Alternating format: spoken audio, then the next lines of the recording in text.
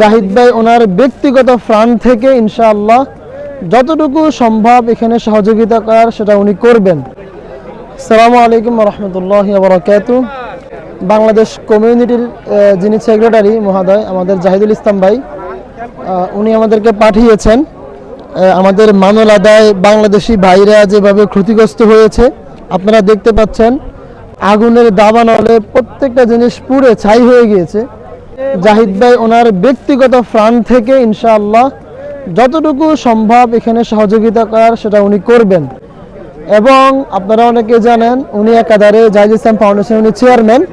আমাদের ফাউন্ডেশন থেকেও যতটুকু সম্ভব এখানে সহযোগিতা করা যায়, যতটুকু সম্ভব আমাদের এই ক্ষতিগ্রস্ত ভাইদের পাশে থাকা যায় ইনশাআল্লাহ আমাদের ফাউন্ডেশনও থাকবে।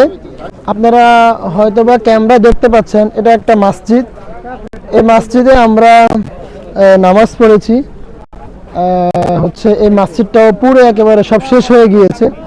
ইনশাআল্লাহ আমাদের ফাউন্ডেশনের পক্ষ থেকে এবং জাহিদ ভাইয়ের নিজস্ব জায়গা থেকেও উনি আলহামদুলিল্লাহ ওয়াদা করেছেন যে উনি এই ক্ষতিগ্রস্তদের জন্য উনি কিছু একটা করবেন ইনশাআল্লাহ, আর ফাউন্ডেশনও কন্ট্রিবিউশন করবেন।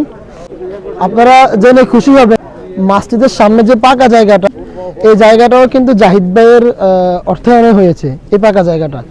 তো মসজিদ পুরো ছাই হয়ে গেছে। এখানেও দেখেন আমাদের প্রিয় ভাইদের প্রত্যেকটা জিনিস একেবারে পুরো ছাই হয়ে গিয়েছে। আসলে এগুলো দেখার মতো দৃশ্য না। আল্লাহ তাআলা ভাইদেরকে ধৈর্য দিক, আল্লাহ তাআলা ভাইদেরকে ধৈর্য দিক। আসসালামু আলাইকুম ওয়া রাহমাতুল্লাহি ওয়া বারাকাতুহু। আহাব্বুল বিলাদি ইলাল্লাহিল মাসাজিদুহা ওয়া আবগাদুল বিলাদি ইলাল্লাহিল আসওয়াকুহা। আসলে আল্লাহ রাব্বুল আলামিনের নিকটে সবচেয়ে প্রিয় জায়গা হলো মসজিদ এবং সবচেয়ে খারাপ জায়গা হলো বাজার। আজকে এই মসজিদ আমরা সম্মুখে দাঁড়িয়েছি, যে মসজিদখানা আজকে পুরো ছারখার হয়ে গিয়েছে। এই মসজিদে আমরা কিছুদিন আগে আমরা এথেন্স থেকে আমরা তাবলীগ জামাতে এসে এখানে দাওয়াতে কাজ করেছিলাম। আমরা এখানে সবাই ছিলাম। এই মসজিদ থেকে আজকে পুরো ছারখার হয়ে গেছে। এই মসজিদে গিয়েছিল আমাদের বাংলাদেশ কমিউনিটি সেক্রেটারি আমাদের জাহিদ ভাই, তিনি এই পাকা করে দিয়েছিলেন।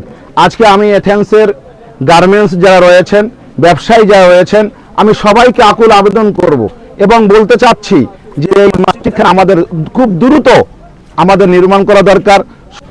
আমাদের বাংলাদেশি ভাইরা যেরকম যে পরিস্থিতির মধ্যে আছে, এটা দেখে অনেক কষ্ট লাগতেছে মনের মধ্যে।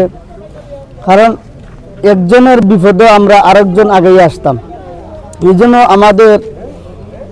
আমাদের বাংলাদেশ কমিউনিটি ইন গ্রিসের যে সম্মানিত সেক্রেটারি জাহিদ ভাই উনি বলছেন, উনির সাথে যোগাযোগ হয়েছে আমার, মানে অনেকবার যোগাযোগ হয়েছে বা কথা হয়েছে ওনার সাথে।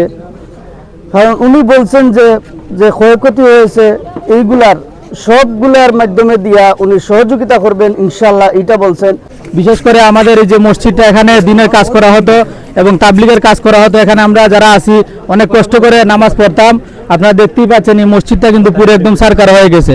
তো আমি গ্রিস প্রবাসী যারা বিত্তমান আছেন, ব্যবসায়ী আছেন, এখানে আমাদের বাবু ভাই লাপ্পা থেকে চলে আসছেন, আরও বিভিন্ন মানুষ আছেন, সবাইকে আমি আহ্বান করব এই মসজিদ এবং যারা ক্ষতিগ্রস্ত হয়েছেন সবাইকে আমরা যতটুকু পারি সবাইকে হেল্প করা।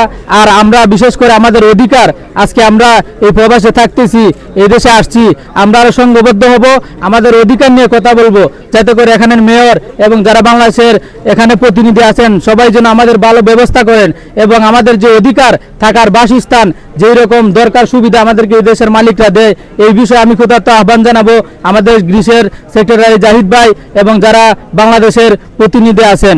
আর বিশেষ করে আমাদের মসজিদের জন্য যাতে করে নামাজের জন্য তাড়াতাড়ি ব্যবস্থা হয়ে যায়, সবাই এগিয়ে আসুন। সর্বোপরি গ্রিসের যেই সমস্ত বাংলা মায়ের সন্তানেরা বসবাস করতে, যারা আমার বাংলাদেশি ভাইয়েরা, ব্যবসায়ী ভাইয়েরা, যেই মায়ের সন্তানেরা গ্রিসে সর্বোচ্চ ভালো আছেন, আপনাদের কাছে আকুল আবেদন, আমাদের পাশে এসে দাঁড়ান, আমাদের ভাইদের পাশে এসে দাঁড়ান।